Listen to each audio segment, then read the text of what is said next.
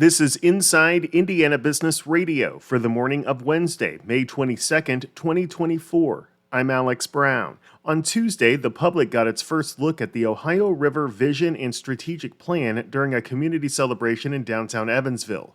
Evansville Regional Economic Partnership CEO Lloyd Winnicky says it's important to note that the plan, which covers a 50-mile stretch of the Ohio River from Mount Vernon to Newburgh, is a regional effort. It's not just honing in on downtown Evansville. That's the easy place to gravitate to, just given the nature of our size.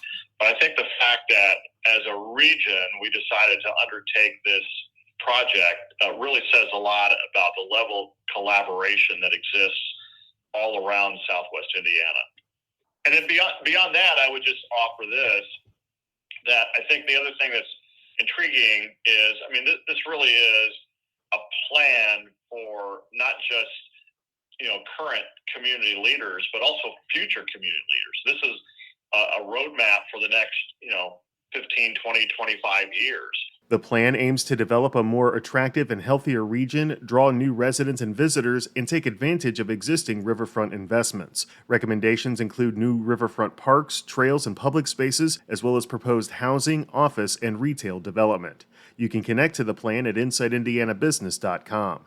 A popular burger restaurant is expanding its statewide footprint. Our partners at WPTA-TV report Brew Burger Bar will open a new location at The Landing in downtown Fort Wayne this summer, though a specific date was not provided. Brew Burger Bar has 10 other locations in Indiana, including Indianapolis, Evansville, South Bend, and Lafayette. Indiana Landmarks has awarded the state's top restoration prize to 500 Main LLC, the group behind the $23 million revitalization of the 100-year-old Hotel Elkhart. The Cook Cup for Outstanding Restoration is awarded annually to the property owner who follows the highest standards of restoration in transforming a significant historic building with positive impact on the neighborhood or community. From the number one source for Indiana business news, this is Inside Indiana Business Radio. IBJ Media, Inside Indiana Business, and the Indiana Economic Development Corporation invite you to the Engage Indiana series, presented by CareSource, Indiana University, and Old National Bank. With an unrelenting focus on growing Indiana's economy, we'll dive into each region's unique challenges and distinct opportunities for growth. 9 regions, 1 goal. Indiana's bold future starts here. Discover more and register at ibj.com/engage. Hundreds of thousands of fans visit the Indianapolis Motor Speedway each year, but none have the bird's-eye view of the track like Aaron Likens does. Likens is the chief starter of the NTT IndyCar Series, a role he's held since 2021. He just released his second book, Playing in Traffic, about his racing career and journey navigating an autism and Asperger's diagnosis. He says a key takeaway is that employment for people with autism is absolutely possible. I speak about some of my not-so-great employment events that happened and what may have gone better, what could have worked, and the lessons learned from each thing along the way. Unemployment for people with Asperger's is sadly alarmingly high.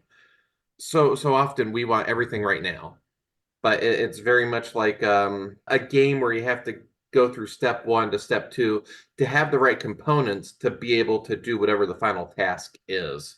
So learning those lessons at jobs that you think are throwaway jobs or don't matter. No, every job matters. Every lesson, every skill you learn can pay off later. Likens will be on the stand for this weekend's Indy 500, and it was also announced Tuesday that actors Austin Butler and Jodie Comer will serve as honorary starters for the race. A potential multi-billion-dollar settlement of an antitrust lawsuit has cleared the first of a 3-step NCAA approval process with no change to a payment structure that would have the 27 college conferences not named in the suit cover the majority of a $1.6 billion portion of the damages. The NCAA Division I Board of Directors Finance Committee on Monday passed the proposed $2.77 billion settlement of House versus NCAA to the full board with a recommendation to stick with the original finance plan. The NCAA, Big Ten, Big 12, Atlantic Coast Conference, Pac-12, and Southeastern Conference are defendants in the case, a class action lawsuit that seeks back pay for college athletes who were denied name, image, and likeness compensation dating to 2016. New Fort Wayne Mayor Sharon Tucker is this week's guest on the Business and Beyond podcast with Gary Dick, presented by PNC, a weekly conversation with high-profile Hoosiers in business, sports and entertainment, and beyond. Available now from your favorite podcast provider. I'm Alex Brown for Inside Indiana Business Radio on Demand.